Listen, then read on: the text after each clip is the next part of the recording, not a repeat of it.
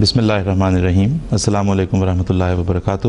ناظرین، ہم پروگرام گفتگو کے ساتھ ایک مرتبہ پھر آپ کی خدمت میں حاضر ہیں۔ اس پروگرام میں آپ جانتے ہیں کہ ہمارے ساتھ مختلف ہمارے مہمان تشریف لاتے ہیں اور ان سے ہم مختلف موضوعات پر گفتگو کرتے ہیں۔ آج ہمارے پروگرام میں جو ہمارے مہمان ہمارے مدعو کرنے پر تشریف لائے ہیں وہ ہیں مکرم آئی رحمان صاحب۔ رحمان صاحب اگرچہ کسی تعارف کے محتاج نہیں ہیں، لیکن ہمارے مغرب میں رہنے والے بعض دوستوں کے لیے اور اپنی نوجوان نسل کے جو ہماری ہیں ان کے تعارف کے لیے میں عرض کرتا چلوں کہ آئی رحمان صاحب جو ہیں یہ پاکستان میں روشن خیال لوگوں کے ایک نمائندہ آئیکن کے طور پر جانے جاتے ہیں۔ پروگریسو موومنٹ کا حصہ رہے ہیں، ابھی بھی ہیں، اور بہت سے پروگریسو پیپرز اور بہت سے progressive print media, electronic media کے ساتھ ان کی وابستگی ہے۔ فیض احمد فیض صاحب کے ساتھ اور مظہر علی خان صاحب کے ساتھ انہیں صحافت میں بھی کام کرنے کا موقع ملا ہے۔ 1989 میں تو بلکہ آپ پاکستان ٹائمز کے ایڈیٹر بھی بنے، اور پھر اس کے بعد جو ہے وہ 1990 سے human rights commission of Pakistan میں ڈائریکٹر کے طور پر خدمات سر انجام دیتے رہے۔ اس وقت جو ہے وہ human rights commission of Pakistan میں جنرل سیکریٹری کی عہدے پر فائز ہیں، اور سن 2004 میں رحمان صاحب کی جو امن کے لیے اور بین الاقوامی مصالحت کی کوششوں کے لیے انہیں میگسیسے ایوارڈ بھی دیا گیا، جو کہ فلپائن کے صدر ریمون میگسیسے کے نام پر قائم ہے، اور امن اور بین الاقوامی مصالحت کے لیے مختلف لوگوں کو ان کی نمایاں خدمات پر دیا جاتا ہے۔ لیکن اس دور میں رحمان صاحب کی سب سے بڑی پہچان یہ ہے کہ وہ ایک ہیومن رائٹس ایکٹیوسٹ ہیں۔ انسانی حقوق کی پامالی جہاں ہوتی ہے وہاں آئی رحمان صاحب انسانی حقوق کا علم بلند کیے ہوئے ہمیں نظر آتے ہیں۔ آئی رحمان صاحب، آپ کو ہم آج کے پروگرام میں خوش آمدید کہیں گے۔ رحمان صاحب، گفتگو شروع کرتے ہیں کہ پاکستان کے اس وقت ڈومیسٹک مسائل تو بہت سے ہیں جن میں سر فہرست غربت ہے اور پھر دوسرے مسائل، لیکن بین الاقوامی تناظر میں اگر ہم دیکھیں تو انسانی حقوق میرا خیال ہے پاکستان کا سب سے بڑے عالمیہ کے طور پر ابھرتے ہیں، تو اس لحاظ سے یہ ایک بہت بڑا چیلنج بن جاتا ہے۔ تو آپ as even general secretary of the human rights commission of Pakistan اور ویسے as a human rights activist, آپ اس چیلنج کو کیسے لے رہے ہیں؟ دیکھیے، کسی ڈیولپنگ کنٹری میں جہاں وسائل کی کمی ہوتی ہے اور رول آف لاء کو نافذ کرنے میں بہت سی مشکلات ہوتی ہیں، ہیومن رائٹس کا مسئلہ ہمیشہ سنگین رہتا ہے، نارمل حالات میں بھی۔ اور پاکستان ایک ایسا ملک ہے کہ جہاں نارمل حالات کبھی یاد نہیں پڑتے کہ کبھی تھے، ہمیشہ ہی کوئی نہ کوئی بحران رہتا ہے۔ اور آج کل جو بحران ہے وہ اس جیسا بحران تو غالباً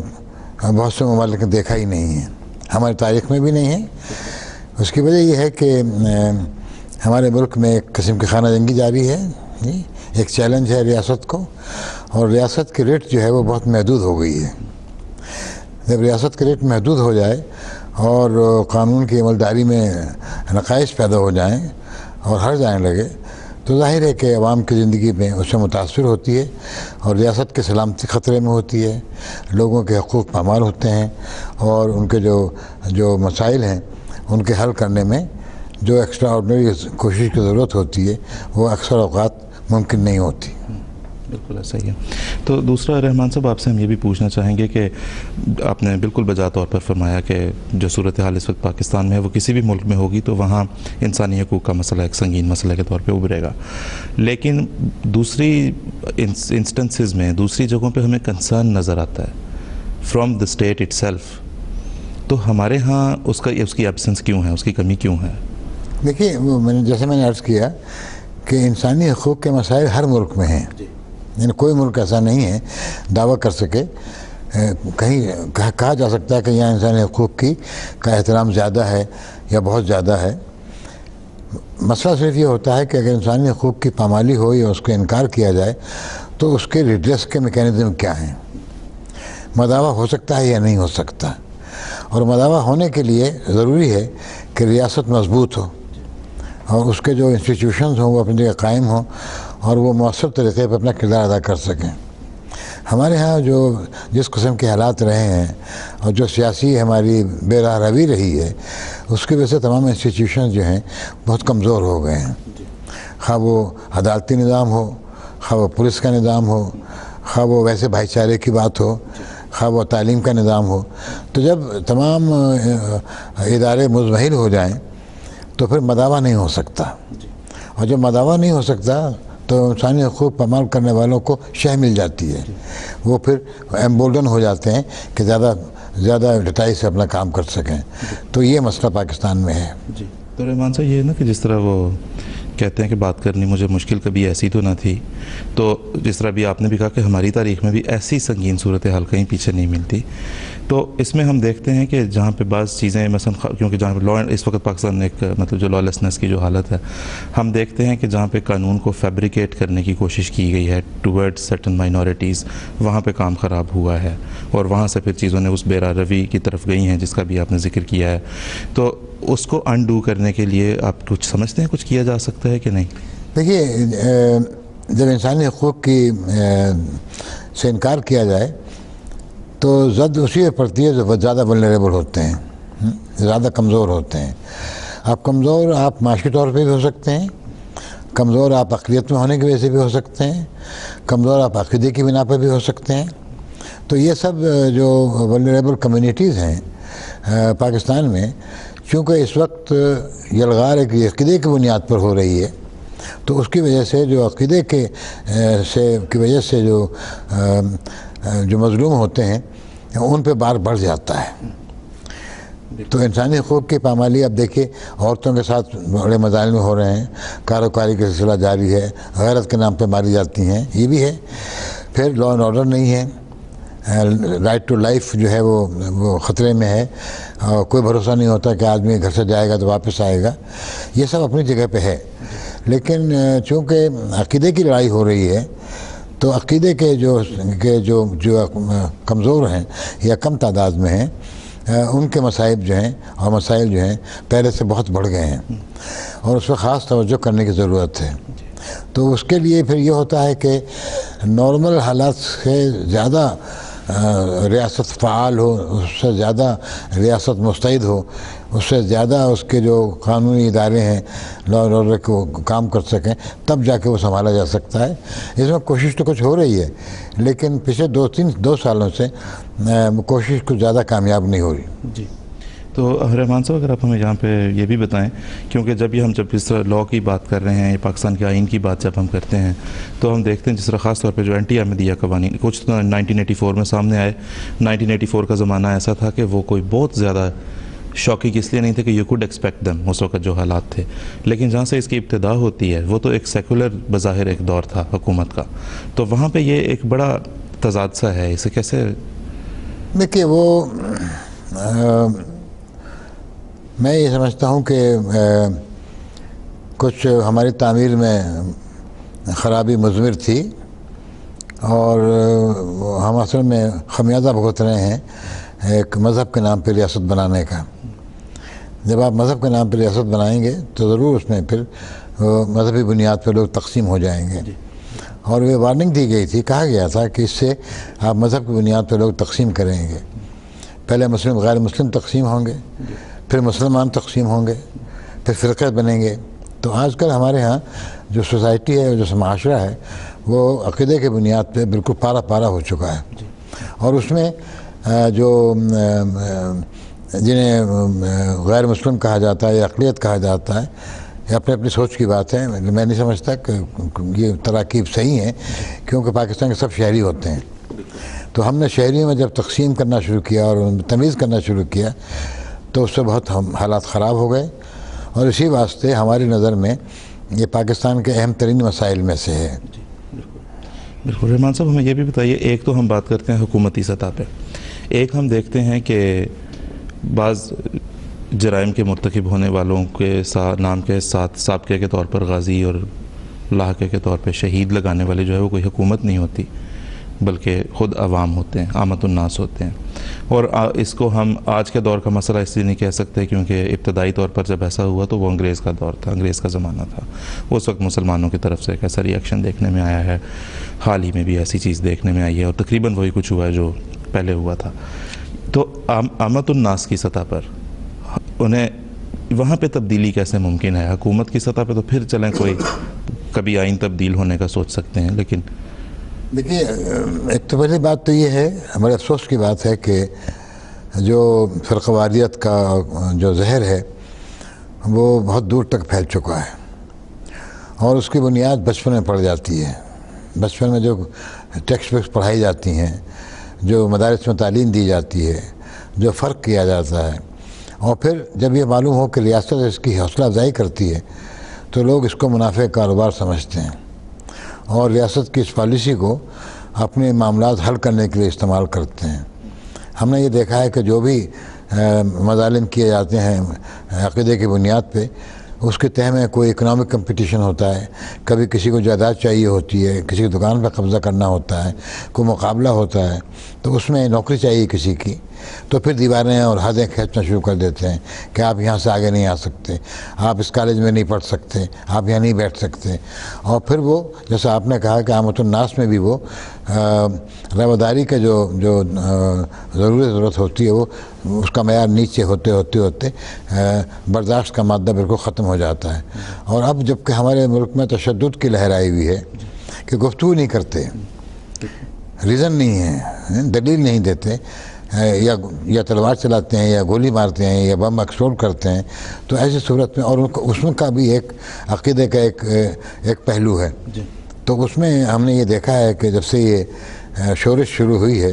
اس وقت سے عقیدے کی بنیاد پہ بھی تشدد میں بہت اضافہ ہو گیا ہے، بہت زیادہ اضافہ ہو گیا۔ بالکل ایسا ہی ہے۔ تو رحمان صاحب، آخری ایک سوال کے طور پہ ہم آپ سے یہ پوچھنا چاہیں گے کہ دوسرے بعض ممالک میں جہاں پہ اس قسم کی سپریشن اور اپریشن تھی، جہاں پہ اس قسم کی گھٹن تھی،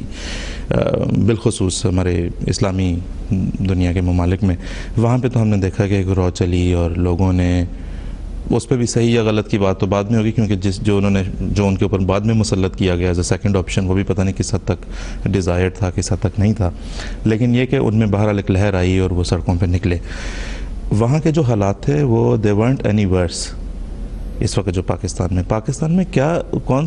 کس چیز کا انتظار ہے، کب یہ لہر آنے کو ہے؟ آپ کیسے دیکھتے ہیں اسے؟ اس کی بہت سی وجوہات کی جا سکتی ہیں۔ جو بھی حکومت ہوتی ہے یا جو نظام ہوتا ہے اس کے پیرلل سپورٹ کیا ہوتی ہیں، نہیں؟ جو عرب ممالک میں اس وقت جو لہر آئی ہے اور دیر میں آئی ہے، اس کی وجہ یہ تھی کہ وہاں جو حکومت کے جو پلرز ہیں ان میں اور عوام میں فاصلہ بہت تھا۔ ہمارے ملک میں جو بہت سے لوگ جو کوآپٹ کر لیے گئے ہیں سسٹم میں، ان کے مفاد اس میں وابستہ ہو گیا ہے، اور ایک قسم کا ڈھکوسلہ قائم کر دیا گیا ہے کہ لوگ شریک ہیں۔ تو اس وجہ سے دوسرے یہ کہ ابھی بھی ہمارے ملک میں جو ادارے ہیں ان کے درمیان انصاف نہیں ہے، سول گورنمنٹ جو ہے وہ کمزور ہے، سول سوسائٹی کو پوچھتا کوئی نہیں، اس کے لیے اسپیس نہیں دیتے، اور وہ جو مؤثر ادارے ہیں جن کا نام لینے کی ضرورت نہیں ہے، وہ بھی ابھی اپنے آپ کو تعصب سے آزاد نہیں کرا سکے، تو اس کی وجہ سے یہ ابھی جو روش جو ہے بدلی نہیں ہے۔ اگر ملک میں حقیقی جمہوریت کی بنیاد ڈالی جائے، فیوڈل سسٹم سے کچھ نجات حاصل کی جائے اور لوگوں کو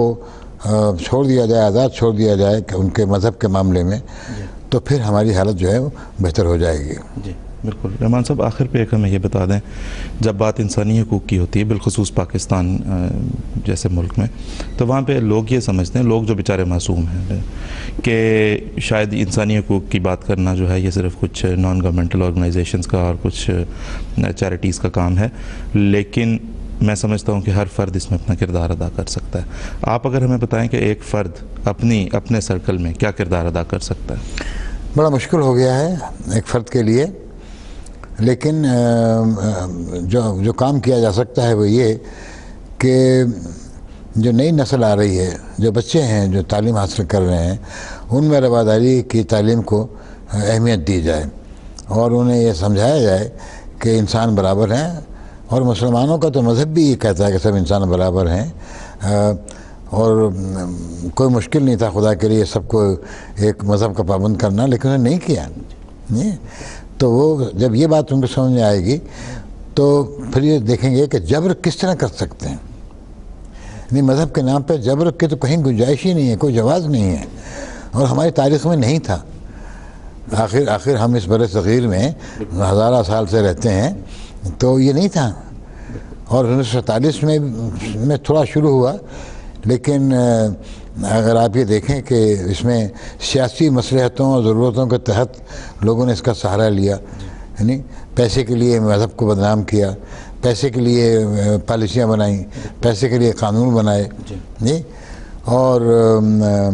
ایسی فضا قائم کر دی ہے کہ اگر کوئی انسانی حقوق کی تنظیم یہ کہے کہ بھئی یہ ولنریبل لوگوں کے ساتھ انصاف ہونا چاہیے، تو بجائے اس کے اس کی بات سنی جائے، اس کو کہہ دیا جاتا ہے کہ یا یہ جیوز کے نمائندے ہیں، یا مغرب کے نمائندے ہیں، یا یہ قوم پرست نہیں ہیں، یہ پیٹریوٹک نہیں ہیں. تو ایسی جب گمراہی ہو جائے تو مثال کے طور پر دیکھیے، جب ہم بچوں کے حقوق کی بات کرتے ہیں اور کسی کے پاس جا کے کہتے ہیں بھئی آپ کا 8 سال کا بچہ ہے، اس کو آپ اسکول بھیجیے، بجائے اس کے کہ آپ مشقت کراتے ہیں اور آپ گھر میں بیٹھ کے حقہ پیتے ہیں، تو وہ سمجھتا ہے کہ ہم اس کے خلاف بات کر رہے ہیں. بغاوت کروا، یعنی اچھی بات کہنا جو ہے، کسی کو تلقین کرنا یا مشورہ دینا، اس کو سمجھتے ہیں ہمارے کے خلاف ہے. ایسا ہی ہم کہتے ہیں بچوں سے مشقت نہ کرائیے، بچوں کو تعلیم دیجیے، ان کو اچھا انسان بننے دیجیے. وہ کہتے ہیں آپ ہمارے رزق پہ لات مار رہے ہیں. بالکل ایسا ہی. یہ جب گمراہ ہو جائے تو بڑی مشکل ہوتی ہے. جی بالکل، بہت بہت شکریہ. لیکن رحمان صاحب، جس طرح آپ کی گفتگو سے بھی اندازہ ہوتا ہے کہ آپ بھی آپٹیمسٹک اپروچ ہے آپ کی، مثبت آپ دیکھتے ہیں، مستقبل کے بارے میں آپ مایوس نہیں ہیں، اور ہونا بھی نہیں چاہیے. تو اس بارے میں کچھ آپ کہیں گے؟ Future, where do you think Pakistan is heading to, کس طرف جا رہا ہے؟ دیکھیے، اس وقت تو حالات خراب ہیں، اور ایسا معلوم ہوتا ہے کہ ابھی اور کچھ خراب ہوں گے، کیونکہ ابھی یہ لہر جو ہے، مذہبی منافت کی لہر جو ہے اوپر جا رہی ہے. لیکن ہمارا یہ ایمان ہے کہ کسی قوم کا بھی مقدر ایسا نہیں ہوتا کہ ہمیشہ خراب رہے. بہت سی قوموں نے برے حالات دیکھے ہیں، اور پھر وہ اس امتحان میں سے وہ صحیح ہو کر نکلتے ہیں. میری نظر میں ہمارے ملک کی آبادی کا جو بڑا حصہ ہے، بہت لوگ جو ہیں وہ ٹھیک ٹھاک ہیں، وہ آرام سے اپنی محنت کر کے روزی کماتے ہیں اور بڑی غربت میں بھی مطمئن رہتے ہیں. لیکن ہمارے جو کمانڈنگ ہائٹس ہیں، خواہ وہ معیشت ہے، خواہ وہ سیاست ہے، یا وہ اور پیشے ہیں، وہاں پہ ذرا لوگ جو ہیں اچھے نہیں ہیں، اور وہ اپنے مقاصد کے لیے پورے عوام کو استعمال کرتے ہیں. تو ذرا تھوڑا سا اگر ریاستی دباؤ میں اور جبر میں کمی آئے، اور تھوڑی سی معیشت میں ذرا بہتری آئے، لوگوں کو تعلیم دی جائے، خواتین کے حقوق کا احترام کیا جائے، تو پھر ہمیں روک سکیں گے. ورنہ اس وقت تو یہ حالت ہے کہ وہ نفرت جو ریاست کی سطح پہ ہوتی تھی یا قانون کے طور پہ ہوتی تھی، اب سماج میں پھیل گئی ہے، اور لوگ جو ہیں سوشل تعلقات جو ہیں وہ متاثر ہوتے ہیں. بالکل صحیح، بالکل.